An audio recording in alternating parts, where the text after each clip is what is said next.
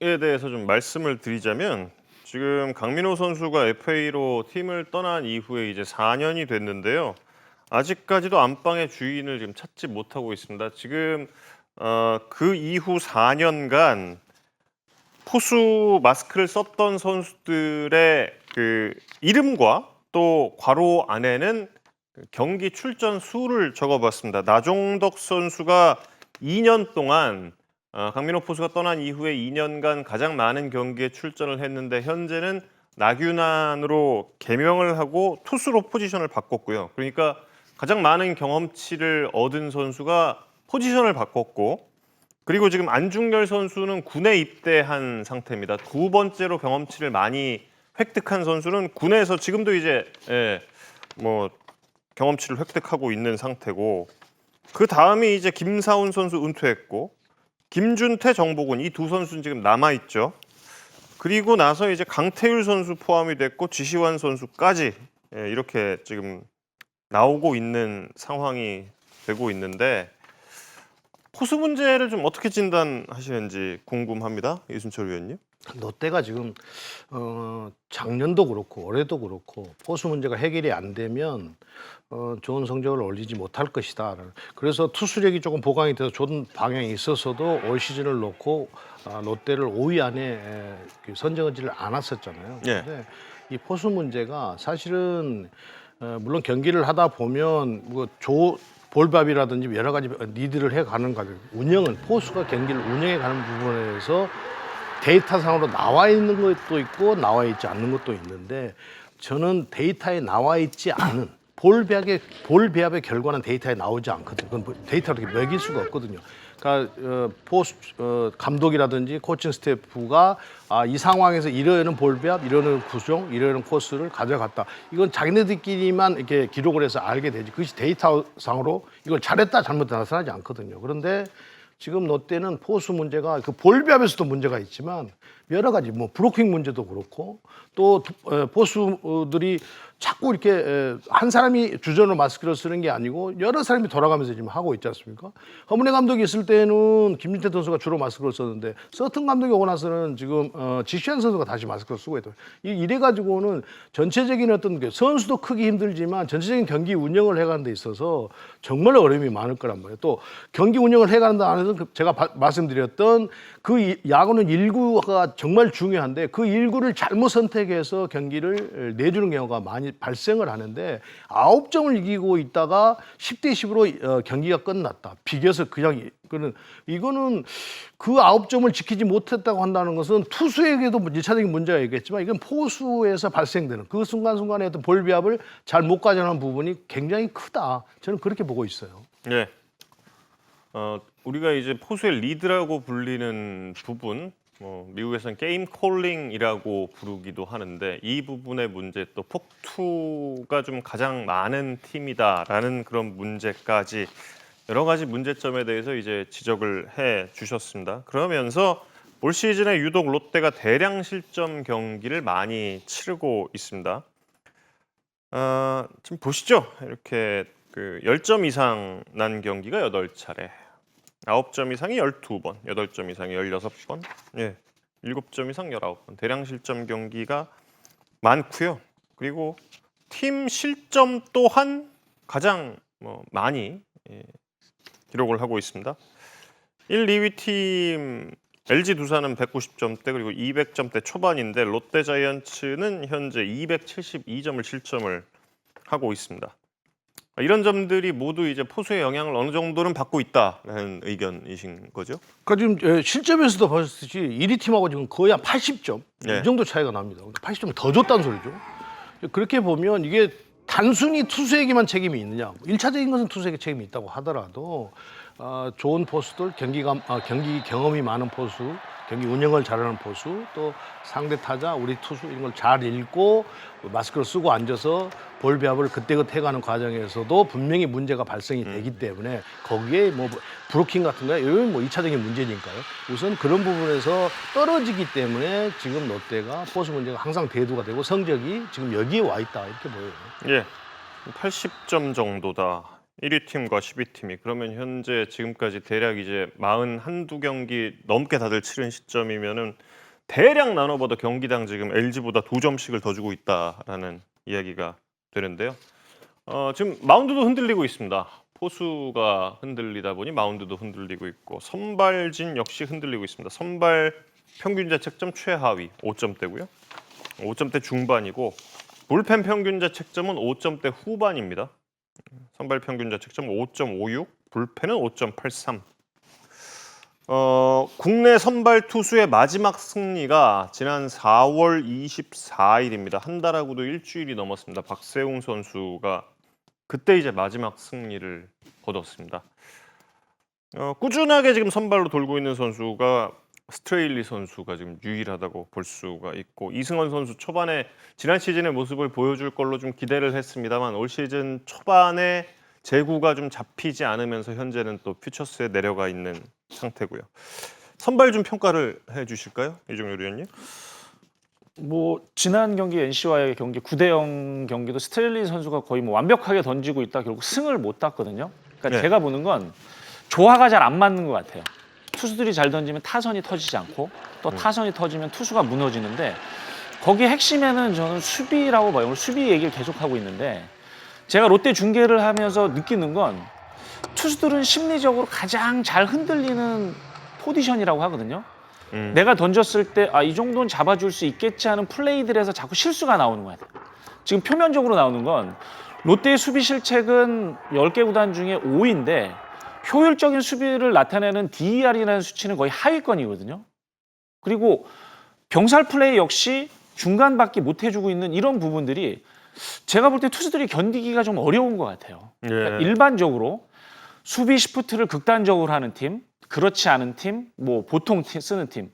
미국 메이저리그 같은 경우도 39단이 이 세 부류로 좀 나뉜다고 하는데 수비 시프트를 극단적으로 썼을 때의 단점은 투수가 던지고 나서 이 정도면 아웃이겠지 했을 때 안타가 됐을 때 확 무너지는 경우가 있다고 하거든요. 또 반대의 장점도 있고. 근데 이제 롯데 경기를 보다 보면 한 번에 이제 무너지는 거죠. 우리 지금 앞에 데이터에서도 봤지만 대량 실점이 많은 이유 중에 하나는 결국 수비수들이 견디지 못하고 거기에서 실수가 나오면 투수가 한 번에 무너지면서 지금 대량 실점으로 가거든요. 9대0 경기도 보면 꼭 실책이 중간에 끼는데 그때 요소에서 이렇게 끊어줄 수 있는 수비가 필요한데 그 부분에 대해서 지금 나와 있는 베스트 라인업 중에 다시 한번 고민을 많이 좀 해보면 어떨까라는 생각을 했습니다. 예. 지금 뭐 말씀을 하셔서 DER을 좀 체크를 해보니까 롯데가 차이가 굉장히 크네요. 지금 1위 팀인 한화가 DER이 7할 6리인데 롯데의 DER이 6할 6푼 3리니까 1000개 타구를 처리하면 롯데와 한화의 그 아웃카운트를 인플레이 타구를 아웃카운트로 연결하는 비율이 1000개에서 40개 차이가 난다는 이야기니까 굉장히 큰 차이. 그러니까 제가 보는 건 그냥 기록상으로 안타가 되는 타구들이 현장에서 보면 저거 충분히 잡을 수 있겠다 하는 플레이들이 많다는 거죠. 땅볼도 그렇고 외야수들도 그렇고. 근데 그거는 던진 투수는 너무나 잘 알고 있다는 거죠. 거기서 심리적으로 흔들리기 시작하면 이제 걷잡을 수 없이 가는 경우들이 많기 때문에 그런 요소들을 조금만 제거해주면 그래도 힘을 쓸 수 있는 원천은 좀 되지 않을까라고 생각을 했습니다. 수비 안정화를 통해서 좀 선발들도 좀 도와주자. 네. 예. 선발 이야기 여기 이제 또 수비에 대한 말씀해 주셨는데 안 의원님 그렇다면 지금 이 김원중 선수가 최근 뭐 연속 좀 공략을 당하고 있는데 그러면서 좀 불펜도 계속 이제 붕괴되는 현상이 좀 나오거든요. 아무래도 좀 클로저가 붕괴가 되다 보니까 이 현상은 좀 어떻게 봐야 될까요? 그러니까 선발이 지나서 이제 불펜이 나오고 그리고 마무리까지 이어지는데 이 선발 3인방이라고 할 수 있는 외국인 선수 두 선수의 박세웅 선수의 구위를 능가할 불펜 투수가 없어요. 그러니까 구위 자체도 그렇고 그리고 그 구종의 종류도 사실은 선발 3인방에 비해서 불펜 투수들의 그 구종이라든지 구위가 더 낮지 못하다 보니까 뒤로 갈수록 타자들은 쉬워지고 뒤로 갈수록 수비하는 입장은 굉장히 불안해지고요. 그러다 보니까 뭐 점차를 많이 내고 이기고 있더라 하더라도 계속해서 불안감을 억제할 수가 없는 상황인데 사실은 뭐 구종이라든지 구질이라든지 여러 가지 면에서 뒤로 갈수록 강한 그러니까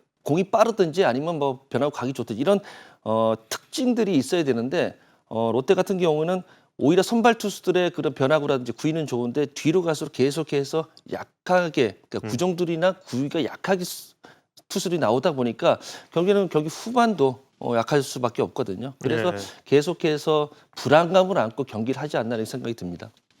그리고 여기에 또 이대호 선수가 부상으로 빠진 이후에 팀 타선도 힘을 내지 못하고 있습니다.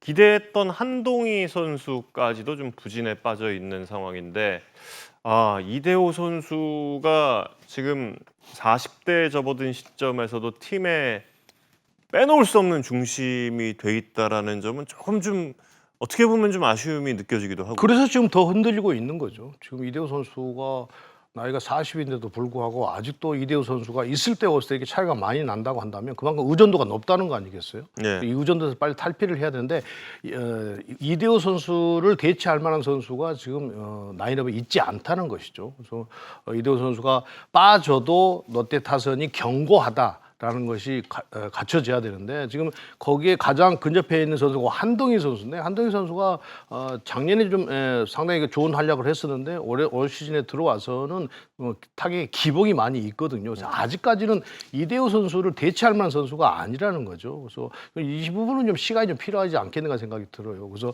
이대호 선수가 빠진 아까 이정렬 위원이 수비 부분에서 DER 이야기를 했는데 그 부분이 그렇다고 한다면 지금 외국인 타자 중에서도 수비형이 이제 공격형이 아니잖아요. 거기에 더 지금 이대호 선수의 의존도가 높아진 것 아닌가라는 생각이 들어요.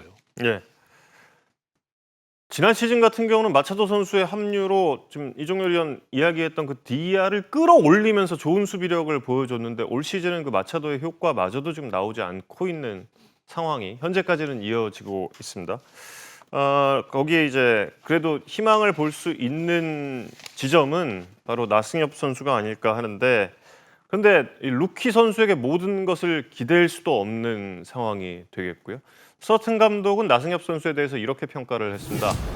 나승엽 선수에게는 분명히 강타자가 될 유전자가 보인다라고 이야기를 했습니다. 하지만 천천히 해야 할 프로세스고 3년에서 5년 정도는 걸리는 과정이라고 이야기를 했습니다. 나승엽 선수의 타격 또 수비력 좀 어떻게 보시는지요? 사실 3년에서 5년 걸리는 걸 어떻게든지 기간을 줄이는 게 가장 핵심인 것 같아요. 그래서 저는 올 시즌이 열리기 전에 저희가 여기서 방송할 때 가장 기대되는 선수로 저는 나승엽 선수를 찍었었거든요. 예. 그러니까 그 이유는 나승엽 선수가 고등학교 때 가지고 있던 타격이나 수비 주루면에서 저는 높게 봤거든요. 그리고 더 한 가지는 민병헌 선수가 부상으로 빠진 자리를 시범 경기할 때 외야를 봤기 때문에 본인에게 그런 기회가 주어진다면 저는 충분히 가능할 거라고 봤는데 거꾸로 기회가 없었다는 거죠. 그래서 이제부터 이제 기회가 주어지는데 그 기회를 본인 것으로 만드는 건 본인의 역량인 것 같아요. 그래서 조금 더 기술적으로 가보면 일단 키가 큰데 부드럽거든요. 치는 자체가. 예. 그러니까 부드러운 거는 정말 타고난 것 같아요. 부드럽다는 건 빠른 볼이나 변화구나 대처할 수 있는 능력은 굉장히 좋은 것 같아요. 거기에 모든 타구들 대부분 지금 한 손을 놓고 때리고 있거든요. 그거는 나승엽 선수만의 기술인지 아니면 타이밍이 안 맞는 건지 잘 모르겠어요. 근데 일반적이라면 타이밍이 맞았을 때는 뒷손까지 같이 좀 버텨줘야 또 좋은 타구들이 나갈 확률이 있거든요. 그래서 그 부분은 제가 좀 더 봐야 될 것 같고 수비는 1루수도 봤다, 3루수도 봤다 여러 포지션을 움직이고 있거든요. 근데 나승엽 선수라면 슈퍼스타로 키워나가야 되는 선수라고 저는 생각을 하거든요. 포지션을 계속해서 움직이다 보면 자리를 잡기도 어렵거니와 프로에서 여러 포지션을 하는 건 제 생각은 경험이 많은 선수들이 백업 역할을 한다고 저는 생각을 해요.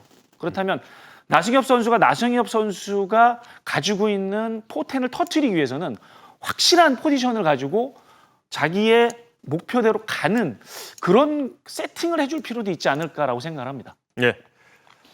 나승엽 선수에 대해서 자세한 평을 들어봤습니다. 그리고 지난해에 그 고졸 루키 지난해 고졸이죠. 지난해 이제 고등학생 시절에 고교 좌투수 빅3로 불리던 선수가 있습니다. 의리 그리고 이의리 이승현 선수 그리고 또 이제 김진욱 선수죠. 예. 근데 이제 바로 이 김진욱 선수가 39일 만에 돌아왔어요. 그런데 이일이 선수가 계속 뭐 꾸준히 시즌 개막 이후에 스포트라이트를 받았고 그리고 한 달 정도 조금 지나고 나서부터 갑자기 이승현 선수가 좀 스포트라이트를 또 받기 시작을 했는데 김진욱 선수는 시범 경기 때 굉장히 큰 주목을 받다가 이제 시즌 개막되고 나서 조금 좀 보완을 해야겠다 이런 이야기도 있다가 이제 39일 만에 돌아왔는데 그 등판 경기에서 지금 조금 좀 좋지 않았단 말이에요. 4회를 버티지 못했는데요. 복귀 전은 좀 어떻게 보셨는지 궁금한데요, 안 의원님? 참 좋은 투수고요. 좋은 공을 가지고 있는데 전 개인적으로 생각할 때 같은 선수들이죠. 장재영 선수, 이일이 선수 있고 이승현 선수가 있는데 이 선수들하고 김진욱 선수하고 투구 폼의 차이는 한 가지가 있어요. 김진욱 선수는 좀 급해요. 상당히 예. 빠르거든요. 킥을 높게 올리고 그리고 다이나믹하고 좋긴 한데 본인 스스로 제구를 잡을 수 있고 힘을 모을 수 있는 동작 한 가지가 좀 빠져 있거든요. 그러니까 이승현 선수, 이의리 선수 그리고 장재영 선수 같은 경우는 중간에 한번 살짝 그 스피드가 줄면서 팔이 올라올 수 있는 시간적 여유를 갖는 그런 투구폼인데 지금 보면은 굉장히 빨라요. 김진욱 선수 같은 경우는 너무 빠르게 하다 보니까 본인 스스로 좀 더 좋은 공, 좀 더 힘 있는 공을 던질 수 있는 그런 포인트를 못 찾고 있거든요. 네. 저는 투구 폼도 그렇고 타격 폼도 그렇고 한순간에는 살짝 그 힘을 모을 수 있는 동작이 필요한데 이른 선수는 조금 계속해서 급한 메커니즘을 갖고 던지다 보니까 볼넷도 좀 많아질 수밖에 없고 좀 더 그 좋은 구위를 가질 수 있는 선수인데 좀 그런 부분이 조금 아쉽거든요. 그 네. 부분을 좀 바로 잡아줬으면 하는 생각입니다. 그렇군요. 예, 김진욱 선수. 우리 야구의 미래인 만큼 이런 단점도 좀 보완을 해서 좋은 모습 보여줄 수 있기를 기대를 해보겠습니다.